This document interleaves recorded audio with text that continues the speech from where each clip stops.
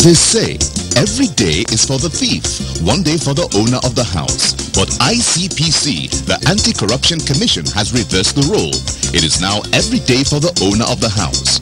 If you're involved in bribery, over-invoicing, or any shady deal, the day of reckoning has come. ICPC, the Anti-Corruption Commission, is watching you. If you're reported for any corrupt practice, you'll be investigated, prosecuted, and punished. Corruption is harmful to our nation. Join the campaign against it by reporting any corrupt practice to ICPC, the Anti-Corruption Commission. Let we join hands with ICPC, make them better. Let's make Nigeria great again. ICPC, they want to. Come on, hand for corruption. Break the chain of corruption now.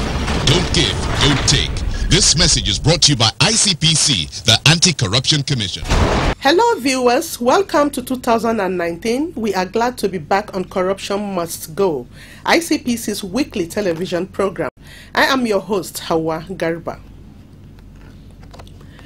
Last year, ICPC recorded significant strides in the efforts to curb corruption, in line with its tripartite mandate of enforcement, prevention, and public enlightenment. Under enforcement, many public officers were investigated and prosecuted. The Commission recorded landmark achievements in prevention and public enlightenment, such as Corruption Risk Assessment Initiative and Citizens Engagement Forum, respectively. However, this represents only a tip of the iceberg of its successes. Today, in this New Year edition of the program, we shall focus on how every time we disobey and disregard laws, rules and regulations, it enables corruption, creates disorder, and reduces the quality of our lives.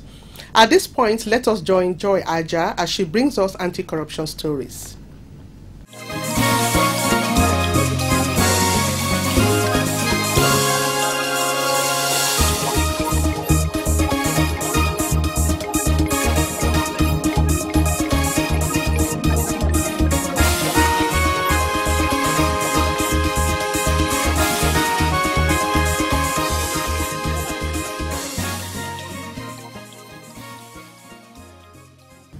Hello viewers, welcome to this segment on anti-corruption stories. I am Joy Aja.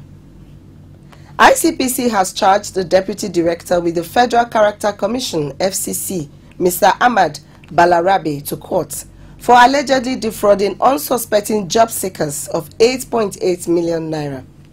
The commission, in a two-count charge brought before Justice Bello Shinkafi of the Zamfara State High Court, Gusau, said that Mr. Balarabe fraudulently collected huge sums of money from job seekers with a promise to employ them into the services of the Federal University, Gusau, and other federal government agencies. ICPC informed the court that the accused, while acting as a state coordinator FCC in October 2014, collected the 8.8 million naira from several job seekers, including 970,000 naira from one Lawali Sule Garba and his friends as financial commitment for processing their employments. The Deputy Director, who now heads Public Enlightenment, Media and Mobilization Department of FCC, pleaded not guilty when the charge was read to him, as his counsel A. Abubakar urged the court to grant him bail on liberal terms. Counsel to ICPC, Mashko Salisu, while agreeing that the accused be released on bail, urged the court to be mindful of the penalties for the offense, which is a maximum of 20 years imprisonment. He therefore prayed the court to ensure that the accused provided reasonable surety in line with the provisions of the law before he would be admitted to bail. The trial judge, while ruling on the bail application, admitted the accused to bail in the sum of 20 million naira with two sureties in like sum. These sureties must have landed properties in Gusau valued at 30 million naira each. The bail conditions also require the accused to submit his international passport with the court. Justice Bello ruled that Balarabe should be remanded in the Gusau Central Prison pending the fulfillment of his bail conditions.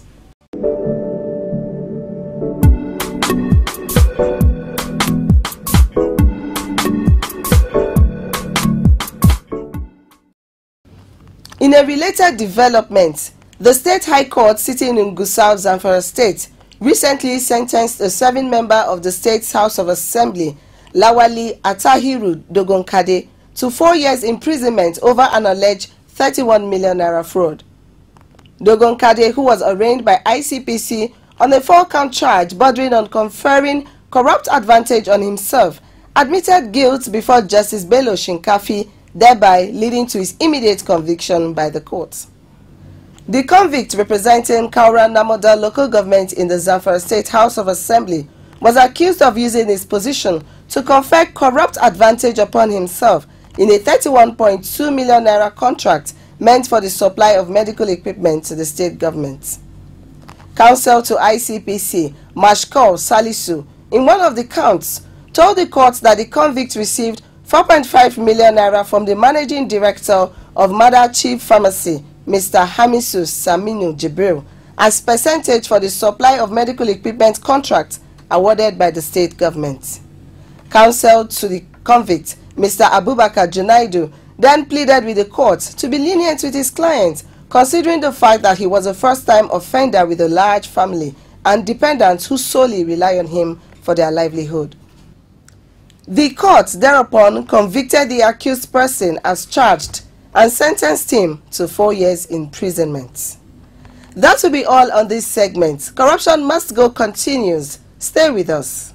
Corruption not in my country. Dalali, my business has been going down. I need your help. Bawahala. I will show you the formula. I use some bad chemical which I mix, so produce the drugs which gives me up to 4 times profit. Imagine power. So you are one of the people that is killing millions and millions of Nigerians in this country. Dalali, was it not you last 2 months that was complaining about the fuel scarcity in this country, that the government is corrupt? Have I killed anybody in your family? You don't have to kill any of my family members directly. Every Nigerian you kill is my family. Selling of fake drugs, expired drugs, putting drugs in wrong packets, all that are acts of corruption. This is corruption, not in my country. CIA. Me? Fake drug? Now corruption? Allah kia. Stop corruption now. Corruption not in my country.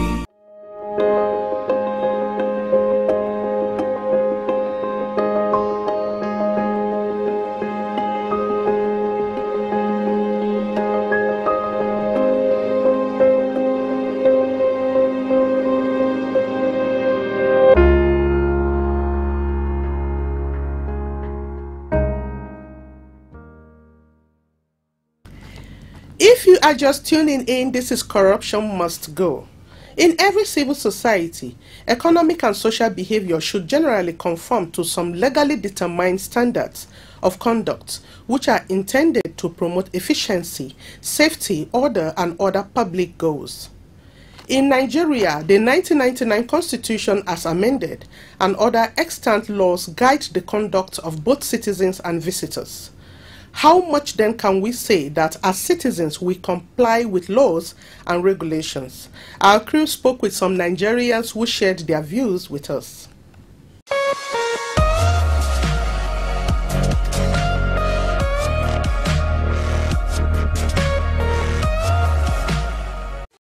I think areas of violation I know in the area of urban development, property development, that is in general city development, like urban management, like traffic control, waste disposal management, and building compliance, building along the waterways, drainage channels, and the rest. These are areas where building regulations are seriously violated with impunity. And it is so common, and it is unfortunate that right from the approving authority, they are also at fault. Sometimes they give approval when money is paid without necessary inspection, and only to realize later on that in fact, some even political office holders convert areas that are meant for drainage channels or public parks, green areas, to give to their cronies or political allies as a word of compensation, and thereby distorting the overall master plan of the city. of course, there are consequences which me and you and others are feeling. Areas of traffic violation especially leads to serious road traffic accident with fatal consequences. That is either death or serious body injury, which could lead to general disability for life. And the area of building collapse, you can see records are showing of recent that buildings are just sinking anyhow in Abuja axis. Now look at this area of drainage blockage, the flooding we are noticing, etc., etc. People building under the power lines. The results may not be felt now, but some in the far or near future. So I hope that those in charge will take serious measures to control this, because the consequences are felt both now and will be felt in the future by our children and our grandchildren. You know, a master plan has been prepared, of which is supposed to be a guide to develop a very, you know, amiable city in terms of livability and all those stuff. But when you look at it, what happens? People tend to, you know, violate people tend to violate these laws guiding the master plan. So I will talk. I'm going to talk about the land use, where we have the commercial, the residential, the recreational land use. There are specific purposes for you know, having all those land use, especially in terms of you know, residential, where an area is meant for residential. People tend to convert it to you know, from commercial to residential. So, and what are the effects? You tend to know the area meant for. There's a reason for you know, designating a particular area for commercial, because all those standards will be taken into consideration in terms of parking spaces and in terms of traffic. But where you see people, you know, changing the residential into commercial, we tend to have problem of traffic congestion, and not only that, the parking spaces, thereby obstructing the traffic flow of a particular district. Then secondly, I will talk about the density, where you have the low density, the high density, and the medium density. Then the low density is meant to care for just 2 families, and the building type is supposed to be mansion, or most at least mansion, and at the same time semi-detached. But where you have a low density going for, you know, high density, you tend to have a block of flats having many families in a particular, so that place tend to choke up. And what's the essence of load? You have to, we're talking about the, you know, the aesthetic beauty of a particular city in terms of you know, traffic flow, and you know, the arrangement and all those stuff. So when all these densities are being violated, it affects a particular district.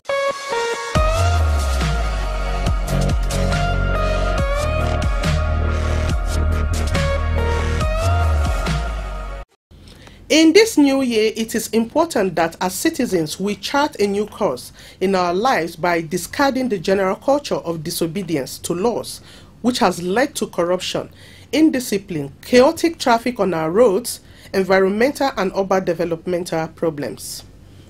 We spoke with the acting chairman of ICPC, Dr. Musa Usman Abubakar, who shares his thoughts with us on the need for obedience to laws in order to ensure an orderly, progressive society.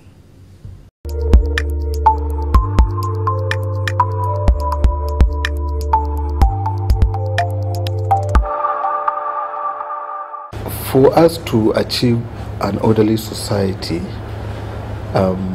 citizens must obey the law. Secondly, the leadership should also be seen to be doing the right thing.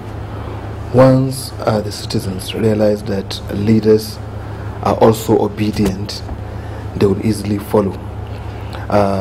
The agencies responsible for sensitizing the citizenry should also be alive to their responsibility of mobilizing the public on the need to observe the dictates of laws and regulation of the country.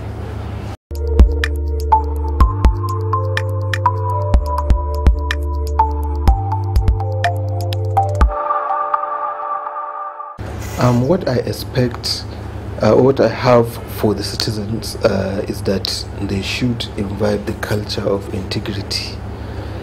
They need not to be observed by others before they obey the law. They should also ensure that they report violations of laws to the relevant agencies.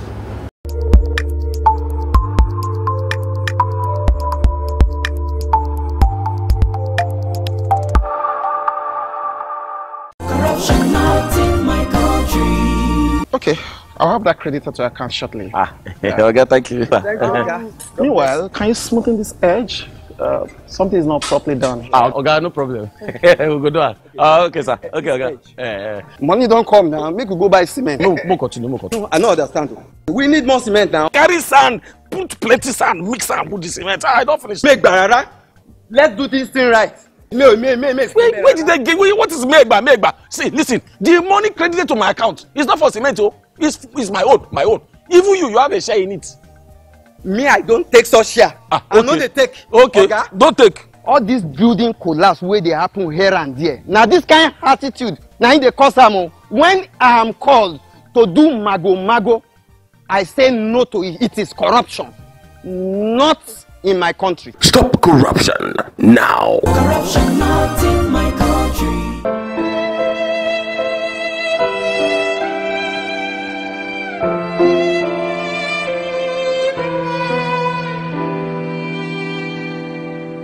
So we are going to look at Section 17 of the ICPC Act.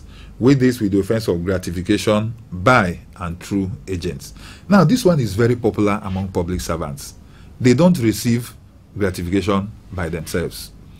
They put people in place, and after negotiating for gratification, the people will go and receive the gratification on their behalf.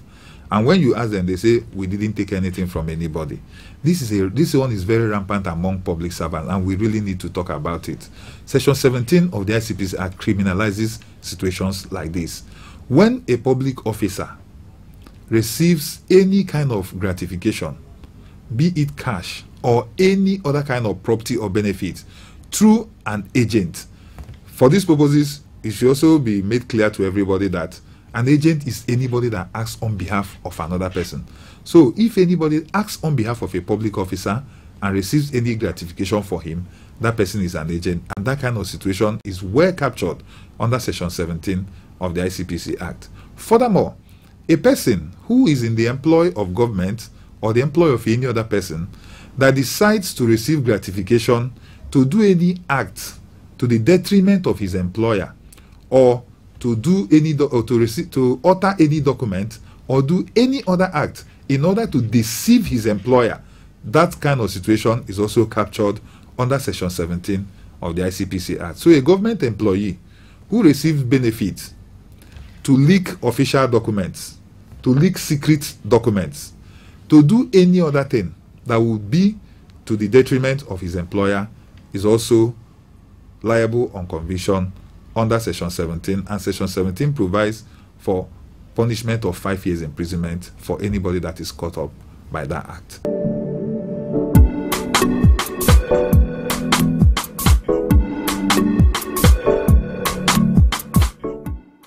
NEPAD under the African Union, New Partnership for Africa's Development, is an organ of African Union. And in Nigeria, we have launched the Violence-Free Election Sensitization Program in partnership with anti-corruption agencies. And one message we are sending out is shun violence, shun vote buying, and vote wisely.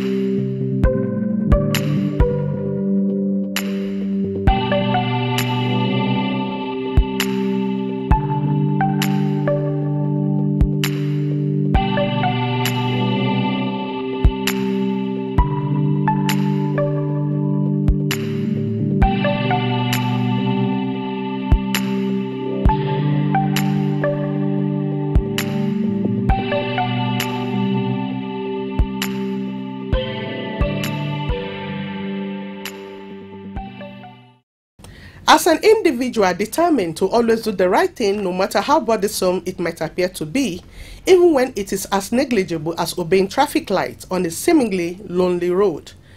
Personal integrity, they say, is doing the right things even when no one is watching. Let us make integrity the driving force of every action that we undertake. We will be collectively ensuring, amongst other things, a better educational system, improved health care, a reliable justice system, a strong democracy, and prosperity for all.